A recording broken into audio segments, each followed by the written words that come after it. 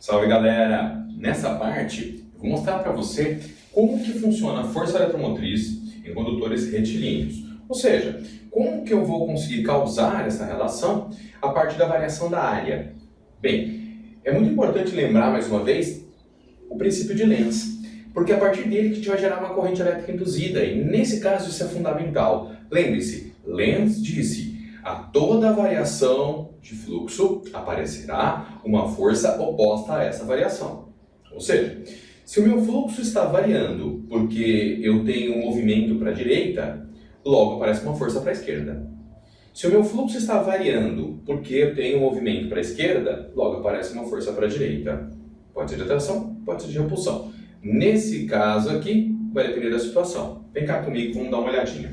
Cara, eu tenho aqui então duas situações. Na primeira, eu tenho uma espira quadrada em que a parte móvel dela vai se mover para a esquerda, gerando uma diminuição de fluxo, certo? Essa diminuição é devido exatamente a essa área, que vai ficar menor. Eu tive uma diminuição da área. Do outro lado, eu tenho exatamente a mesma situação, só que com a espira movendo-se para a direita. E dessa forma, eu tenho um aumento da área. Bem, eu quero que você entenda que como fluxo magnético tem a ver com campo magnético, que nesse caso vai ser constante, vezes a área, que nesse caso começa com uma área e termina com uma menor ou termina com uma maior. Eu tive uma variação na minha área, certo? Vezes o cosseno do ângulo θ. Bem, nesse caso, o cosseno do ângulo, como ele não está girando, também não vai mudar. Só tem uma mudança na área. Se eu pensasse dessa forma, simplesmente, eu posso traçar para você aqui, ó, um eixo, esse eixo cartesiano que a gente estuda normalmente, certo? E eu poderia falar para você que eu tenho uma posição inicial e que depois de me movimentar um pouco, eu tenho uma posição final aqui, nesse ponto. Poderia colocar para a direita ou para a esquerda, mas não vou usar esse caso aqui, tá bom? De cá a mesma história. Eu poderia falar que inicialmente eu ocupo uma posição inicial e que depois de me movimentar um pouco, eu vou estar em uma certa posição final. Tanto em um caso quanto no outro, eu tive uma variação nesse movimento, o que me causou um deslocamento, ΔS. Se eu lembrar, a área, numa figura como essa, nada mais é do que lado vezes lado. Esse lado aqui vai se movimentar, mas o tamanho dele, esse comprimento que ele tem de um lado ao outro, que eu vou chamar de L, isso não vai mudar. Em nenhuma figura isso aqui muda. Ele tem sempre o mesmo comprimento L, perceba. O que muda é essa dimensão, que seria a base, né? Eu tenho uma base maior, uma base menor. Uma base menor e uma base maior, depende da situação, certo? Mas o comprimento L não mudou. Logo, se eu for representar isso aqui, simplesmente lá na minha função, como é que eu posso escrever essa função, gente? Eu posso escrever da seguinte maneira. Posso falar para você que força eletromotriz induzida nada mais é do que menos campo vezes. Como eu vou ter uma variação na área, eu vou atribuir essa variação que existe de fluxo diretamente à variação da minha área. Eu poderia colocar fluxo final menos o fluxo inicial e abrir as duas equações e tirar em evidência. Mas como nós já estamos observando essa variação da área, acho que não há necessidade. Já vou direto para o que me interessa. Então, B, variação da área, já detectei onde vai ser a variação, vezes a função cosseno do ângulo θ. Tudo dividido pelo tempo.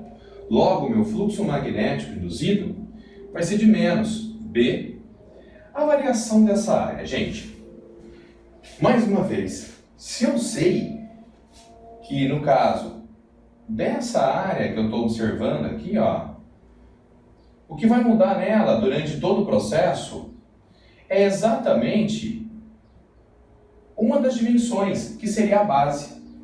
Logo, se eu tenho um retângulo, eu tenho base vezes altura, eu teria L,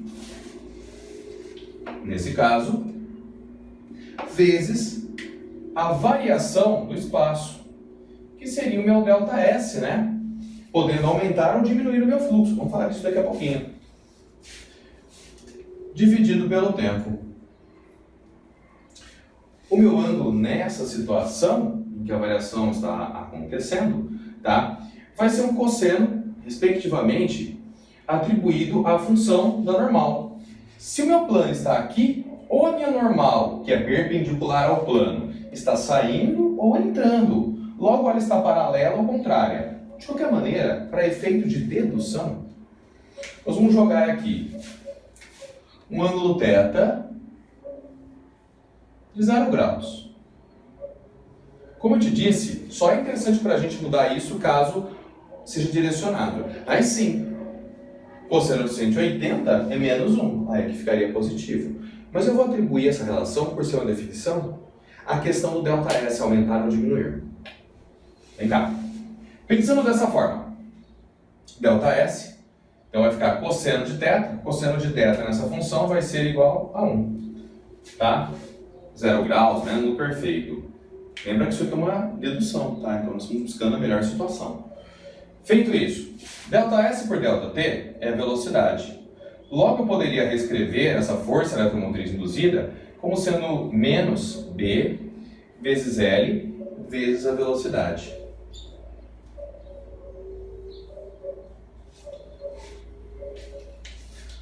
Logo, eu tenho que tomar cuidado com alguns detalhes, né?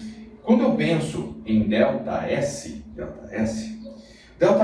simplesmente pode assumir valores positivos e negativos. Tem que tomar cuidado com isso. É importante você entender que se o fluxo aumenta,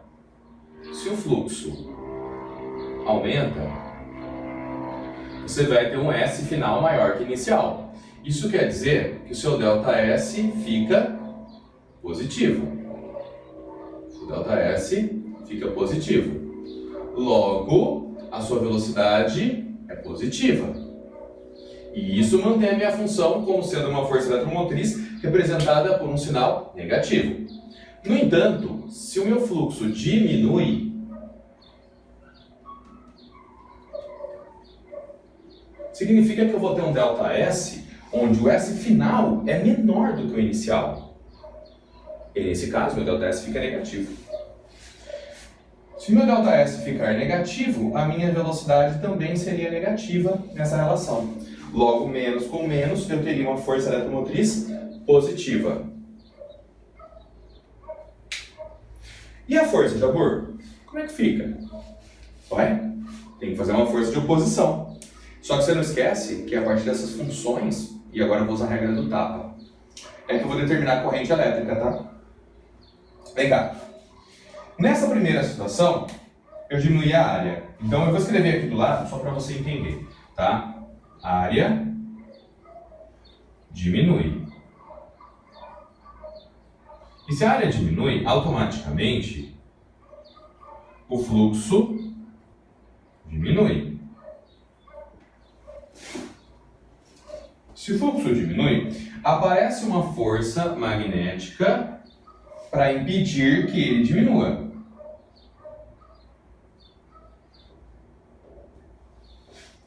Logo, se aparece uma força magnética para impedir que ele diminua, para que lado fica a corrente, Jabor?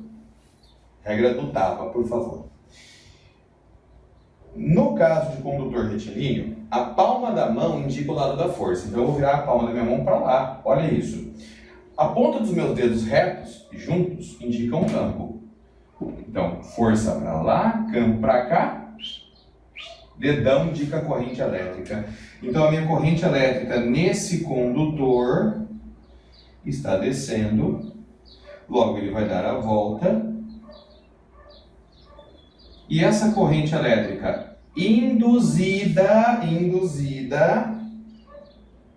vai ter o sentido horário. Olha de cá para você entender melhor. Para fixar. Se esse cara vai para a direita, automaticamente a área aumenta.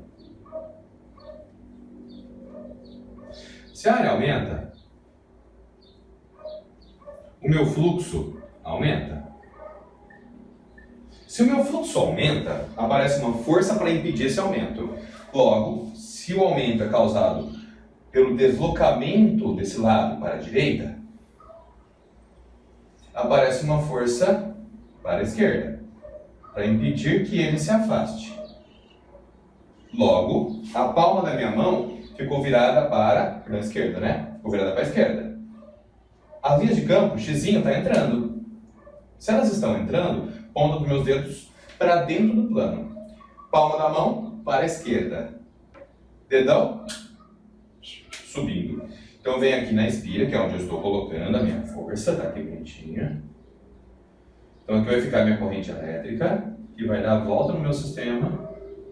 E aí eu percebi de cara que essa corrente elétrica induzida, galera, ela tá com um sentido, ó, sentido anti-horário. E aqui quando diminui o sentido ficou horário. Jabor, posso escrever então, nesse caso, que quando eu tiver que achar a corrente elétrica, quando a área diminui, aparece uma corrente elétrica no sentido anti-horário, e quando ele aumenta, aparece no sentido horário? Perdão, horário quando diminui e anti-horário quando aumenta? Sim, uma possibilidade de você analisar. É um caso muito comum. Eu prefiro fazer a análise completa sempre, para evitar que o cara vire a situação, ou me coloque numa situação delicada e acabo me perdendo. E outra, quando eu faço a regra do tapa, ou alguns preferem a regra da mão esquerda, né? Pode usar também, tá válida. Eu sempre lembro que eu estou estudando vários outros conteúdos junto.